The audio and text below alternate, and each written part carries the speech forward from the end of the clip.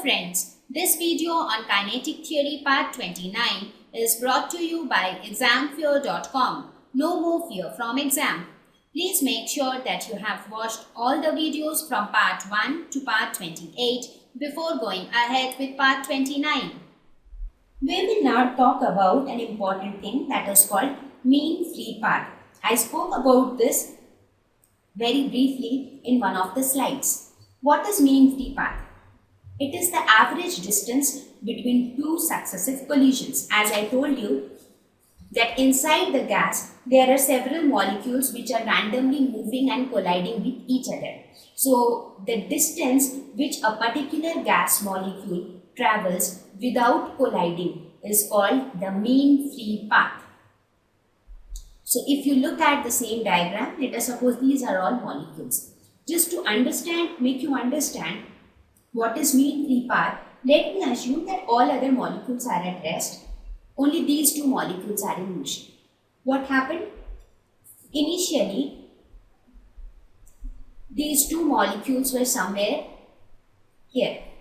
They came near each other. They collided at this point. They went like this. Now you observe this molecule. What happened to this molecule? It came from here. It came from here till here. It had collision. It went here. Again there it had collision and it went there. So this is the distance that it travelled between two collisions, right? So this distance which it travelled without any collision is called mean free path. So it is the average distance. Mean free path. Mean is average. Free is which it travels freely. So mean free path. Average distance between two successive collisions. Now we will derive a mathematical expression for mean free path. Any gas molecule travels some distance. While traveling, it collides with other molecules. So the average distance which it travels without collision is mean free path, right? So basically the distance between two successive collisions. So to derive an expression for this, let us assume that each molecule of the gas, that is each molecule of the gas is a sphere of diameter d. Okay, so the molecule has a diameter d. And let us also assume that the average speed of each molecule is, v. Now let us suppose that this particular molecule suffers collision with any other molecule within a distance of its diameter. Let us suppose this is one molecule. So when will this molecule collide with any other molecule? When this molecule, let us suppose we are talking about this molecule. So when will this molecule collide with any other molecule? When this molecule will come in the periphery of this molecule. That means when this molecule will enter its territory. When will it enter its territory? When it will enter within the molecule. That means it will suffer collision with any other molecule within a distance d. What is d? D is the diameter of the molecule. So any molecule which falls within the distance range of its diameter, this molecule will have a collision with that molecule. So what can we say? That the volume within which a molecule suffers collision. What is the volume within which it suffers collision? See, till now when I talk of distance, I talk somewhat like this. Let us suppose this is one molecule. This is the diameter. So if I say that any molecule which comes within this range, it will hit this molecule. So what is the volume within which this molecule will suffer collision?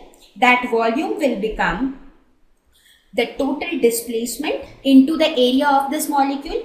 Now what is displacement? That is the average speed of the molecule into time delta t into the area. What is the area of the molecule? That is nothing but pi r square, or we can say pi d square. Now let us suppose the number of molecules per unit. This is what one molecule will suffer collision.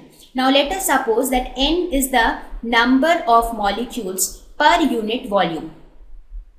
Let us suppose this is the number of molecules per unit volume in the sample of the gas. Therefore, the total number of collisions that will take place in time delta t, that is number of collisions in time delta t, will be equal to V delta t pi d square into n, right? This will be the total number of collisions. Then what will be the rate of collision? Rate of collision will be nothing but the number of collision per unit time. Rate of collision will become V delta t pi d square n divided by delta t. This will be the rate of collision, that is pi d square n v. So this is the rate of collision. Now what do we want to calculate? We want to calculate the time between any two collision. So how do we get that? Let us suppose we denote the time between collision with tau. Let us suppose the time between collisions is denoted by tau. So what will be that? This will be nothing but 1 upon the rate of collision, right? So this will be 1 divided by pi d square n. Now what is mean free path? Mean free path is the average distance that is travelled between collision. Now we know the time between collision. We also know the velocity with which the molecule travels, that is v. So we already know that distance is equal to velocity into time. Therefore, we can write that average distance between collision will be equal to time between collision, that is tau, into the average speed, that is v. So this becomes 1 upon pi d square n. Now an important thing to note here is, here we have assumed that only one particular molecule is moving and we assume that all other molecules are at rest. But that does not happen in real life situation, because as I told, all the molecules are moving and all of them are randomly moving. So all of them are experiencing n number of collisions with each other. So this value which we obtained here was experimentally modified and a factor was introduced in this value.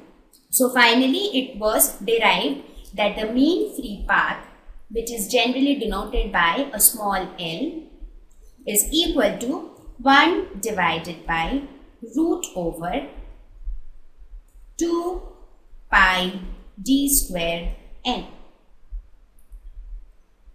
So this is the expression which we normally use to calculate the mean free path.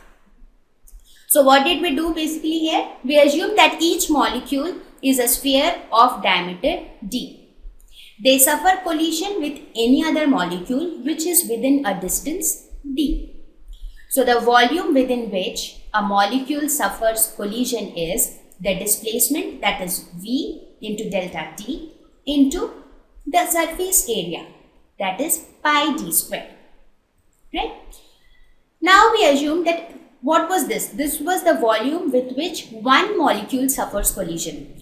Now we say that if there are n molecules per unit volume, in that case the total number of collisions that will take place in time delta t will be v delta t pi d square multiplied by n. From there we can calculate the rate of collision, and with the help of which we can get the time between collision. So once we get the time between collision, we can very easily calculate the mean free path, which is the average distance between the collisions. So from the expression we found that mean free path depends inversely on number density, that is the number of molecules per unit volume in the sample of the gas, and it also depends inversely on the size of the molecules, right? Because it was inversely proportional to n, which was number of molecules per unit volume, and it was also inversely proportional to d, which was nothing but the diameter of the molecule. Thank you. Please visit examfear.com to watch free educational videos, try free online tests, get the best quality study materials, study from the best tutors and mentors, and much more. Thank you once again.